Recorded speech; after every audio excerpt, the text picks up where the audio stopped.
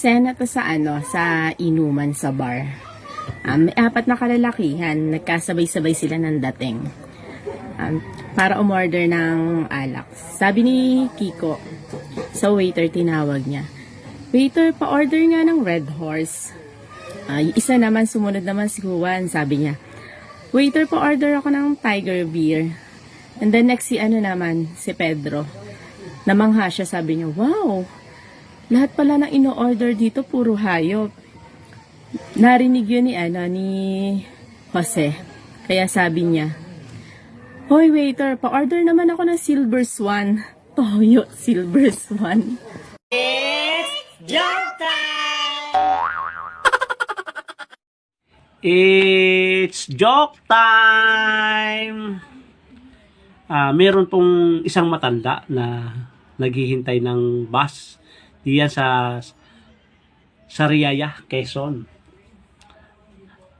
Ang sabi niya, ang tagal naman dumaan ng mga bus dito sa sakyan. Naiinitan na itong aking 3 kambing na dadalhin ko sa Alabang, sabi nung matanda.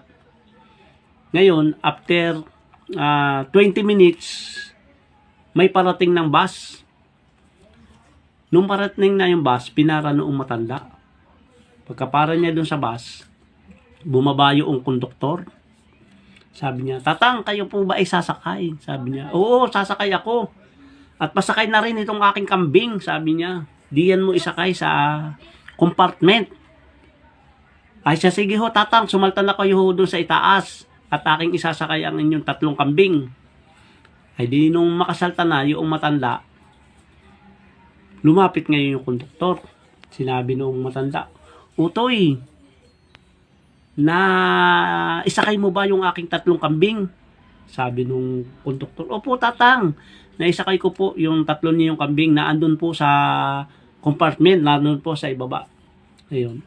After noon, pumunta yung konduktor sa bandang unahan at nagticket doon sa pasahero. Ngayon, lumapit yung konduktor doon sa matanda.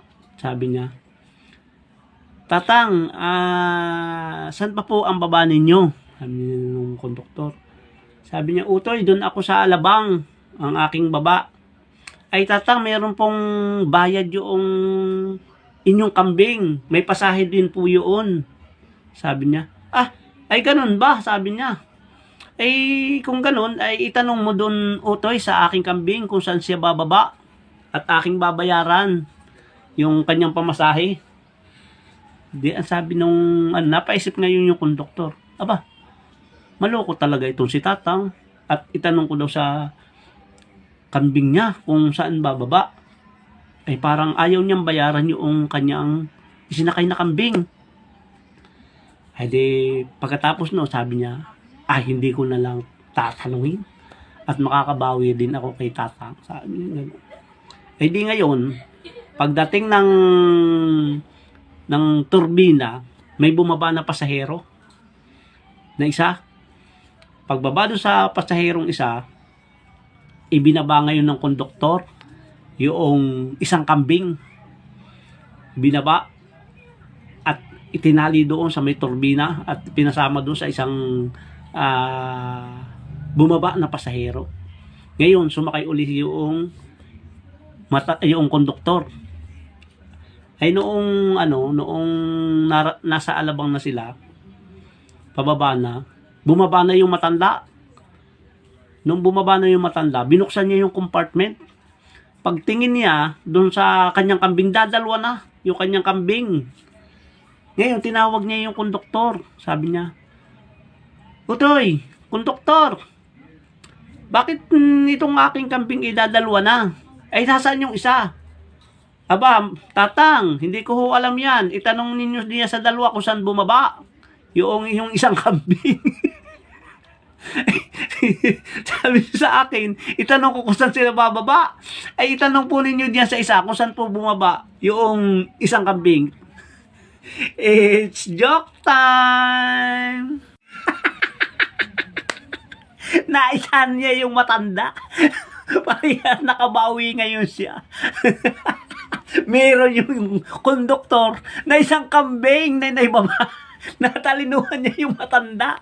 It's joke time! May nag-aalok sa akin ng trabaho. 5,000 a day ang salary. Mag-aalaga lang ng baka. Tapos, pag umiyak daw, kakargahin. Kaso, nagdadalawang isip ako. Tatanggapin ko ba? Isang araw, nagmamadali si Junior umuwi. Tay! Tay! Bakit nak? Ay naku tay, alam mo ba, yung mga kaklase ko, puro zero. Talaga na? Ay ikaw nak? Naku tay, ako pa, hindi ako nagpatalo sa kanila. Zero din ako eh.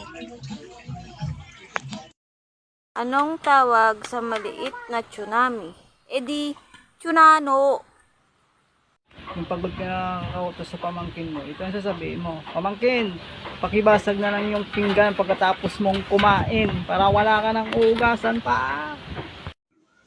Pag sincere, maputi, chinito o chinita. Pag naman maitim, anong tawag po doon? Eh, di prinito.